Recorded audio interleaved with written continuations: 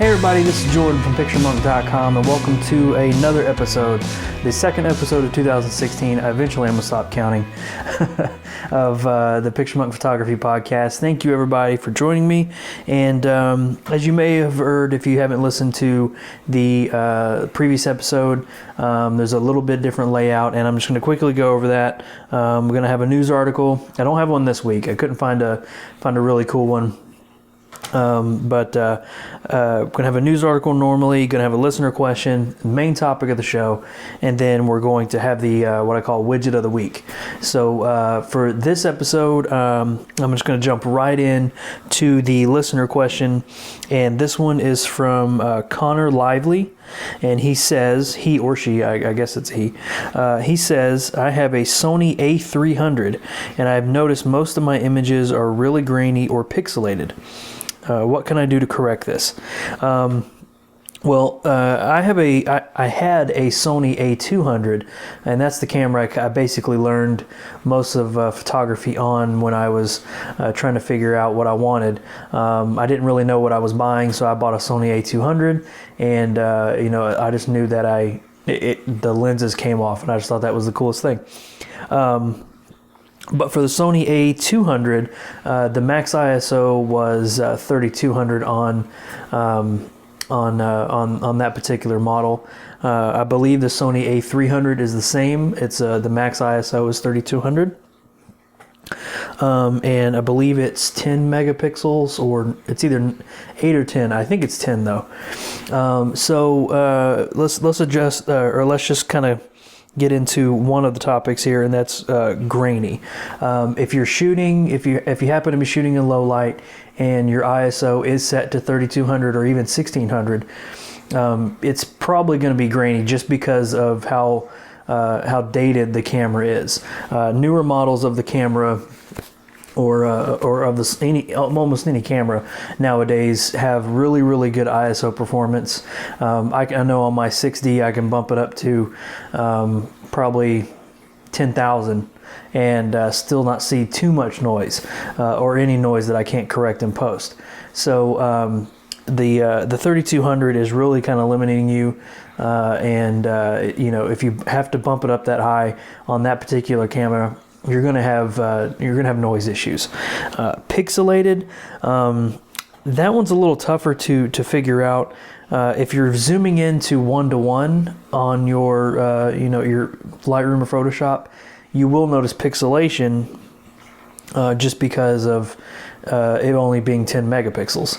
Now 10 megapixels is not bad, but if you're expecting to zoom into 1:1 and see a whole bunch of detail in a particular frame, you're not going to get too much out of 10 megapixels. So that's the only thing I can think of. Either that, or you're viewing it on either Facebook or Facebook, Instagram, something like that. And when you saved it, it was saved at a lower frame or a lower size, and Facebook or Instagram or Twitter or whatever is just trying to blow it up to fit its frame. That's the only thing I can think of. But definitely the grainy part is the main issue, I would assume. So ways to correct that are really just to try to shoot at a lower ISO, try to get in a better light situation, and try some luminance noise reduction in Lightroom or Photoshop. You don't want to make it go too crazy and make it look all gelled together, but that's the only thing I can think of. I haven't studied much of the Sony system as far as the DSLRs go. But if you do have a lower option, maybe like a Sigma lens that has a lower or a wider open aperture range, then try to invest in that maybe. So thanks, Connor, for the question. So let's get into the main topic. As you probably noticed in the artwork here, the main topic is weird ways to improve your photography. I think this one's kind of a fun podcast to do. I got 5 things that I want to talk about, and they are sort of weird, but some of them are not. Some of them are just traditional things.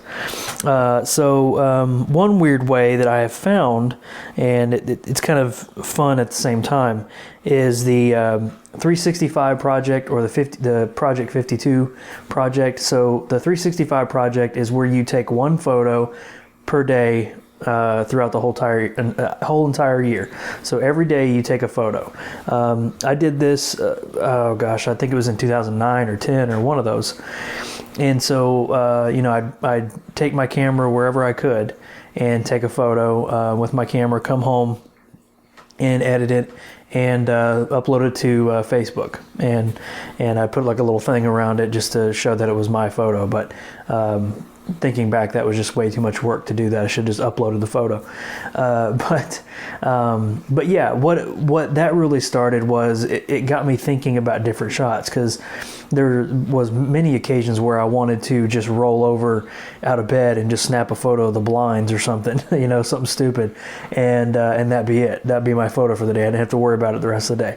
But then you kind of you know, you kind of get into a different groove, you know.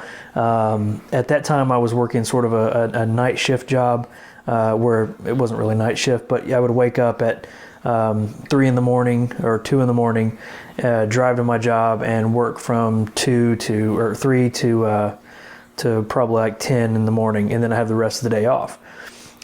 So there were some times when we didn't have enough work and they let us go at 6.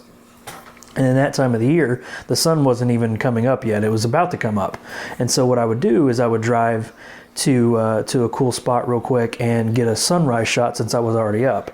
So, you know, you kind of get into a groove. There's many occasions where I just wanted to go right home and go right back to bed. But, you know, you kind of get into those cool things. You're like, okay, cool, I'm off of work. Now I can go see what I can get for the rest of the day.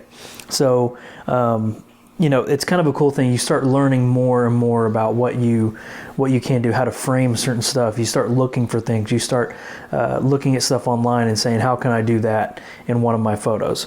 The Project 52 is basically the same thing, except it's one photo per week. Instead of every day, you do one photo a week, 52 weeks in a year. And so I did that one as well. I did that one in 2014, I think. I think the photos are still on the website at PictureMonk.com. But yeah, I did that as well, and that was a little easier to do. But you do kind of get relaxed a little bit, because you know, Wednesday hit and you're like, I got till Saturday or something like that. So, but yeah, those are two really cool ways to kind of introduce more variety and more different things that you haven't thought about before in your photography. So if you haven't tried that before, I would really suggest it, especially since the new year has started. You can still start any time of the year. So, you know, if the new year started, might as well fire up a different project. Let's see. The next one is what my basic notes for this one were just called steal. And so what I mean by that is I don't want you to go steal other people's photos and claim that they're yours. I don't want you to do that. But what I do say about that is, I think I talked about this in the last podcast, where you do a bunch of research. You study other photographers. You find photos online that you really, really enjoy. And so what you do is just grab those offline, maybe do a screenshot, maybe drag them off to your desktop and create a folder and gather all those together and upload that folder to either Dropbox, if you have a Dropbox account. If you don't, it's free. You get 2 gigs free. Or an Amazon Prime album, like an Amazon Photos album. I have both, the Dropbox and Amazon Prime. So I think the one that I have is on Amazon. But what I'm getting at is where you take those photos, upload them online, and then wherever you're at, and you're looking for inspiration, you're looking for types of photos that you can take, you look at that album online, and it's already on your phone or your tablet or computer or whatever. You have it in your hands all the time, and so you can just throw any photo in that folder on Dropbox or on Amazon, and it automatically updates. And when you're looking on your phone, you have all the inspiration you need on your phone. So I just thought that was kind of a cool thing to do. So don't go stealing people's photos and claiming they're yours. The next one is create your own photo shoot. And so a lot of people say to do that, you know, especially if you're starting out. If you're a wedding photographer, you know, people, you know, friends might be getting married, and you want to take engagement photos, or you want to take wedding photos of them. And most of the time it stops right at the photo shoot. So, you take the photos and you send them over to your friends, and you're done. That was your photo shoot. But when I'm saying create your own photo shoot, not only does it help practice your photos, but it practices the business side of your photography business, or the business portion, basically. So what I'm saying is, if you have friends that maybe if you want to be more of a portrait photographer, if you have friends that want to pose for you, gather your friends up and do like a real shoot with them. Make them sign a model release, and then have it on file. They're never going to come back and say you can't publish my photos, but you're going through all the motions that you would traditionally do for a business, and so. Make them sign a model release, take the photos, pose them, look for poses online, look for poses on, Pinterest, different sort of posing for them. If they're just two friends of yours that are, maybe not boyfriend, girlfriend, or husband and wife or something like that, then, pretend that they are, pose them in certain ways. And then after the photos, make sure you get the photos in a really quick time frame, maybe one or 2 weeks, hopefully before that.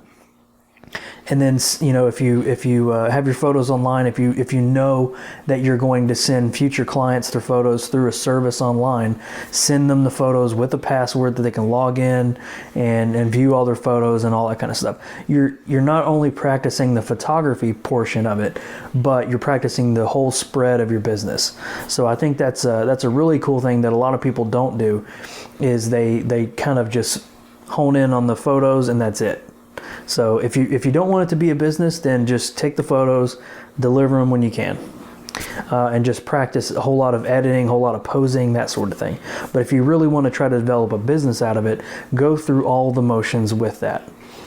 The next one is borrow somebody else's camera. This is actually kind of fun to do. So if you have a friend that has a camera, maybe you have a Canon, and your friend has a Nikon, borrow their Nikon. Even if it's if you have a mirrorless and they have a DSLR, borrow it. Just see if you can play around with it and see what you can do with a camera that you're not familiar with. That is one thing that I had to do, and it was difficult because you don't know how to change the ISO you don't know where that button is, you don't know where all the buttons are, you don't know anything like that. But as long as you know the basics, you can kind of improve your skill of learning how to photograph with basically anything. So, I mean, taking a phone and making a really awesome picture with a phone should be pretty easy. So, I mean, you're just borrowing different cameras, playing around with your photography, honing your skills to be able to pick up any sort of camera and create amazing images out of that. All right, and the next one, which hear me out on this one. The next one is actually a kind of a fun one, but it can be a time waster if you let it be that. And the next one is called play video games. And so what I mean by that, if you're listening, there is a video game out there for both. I think it's on PC too, but it's for PlayStation 3, 4, Xbox, all that stuff. And it's called Grand Theft Auto. Very popular game. It's been around for a very long time. And in this particular game, Grand Theft Auto 5, in this particular game, you have the whole world to yourself, pretty much. You have the whole city to yourself. And in the game, this particular game, you have a cell phone, and you can take pictures with your cell phone.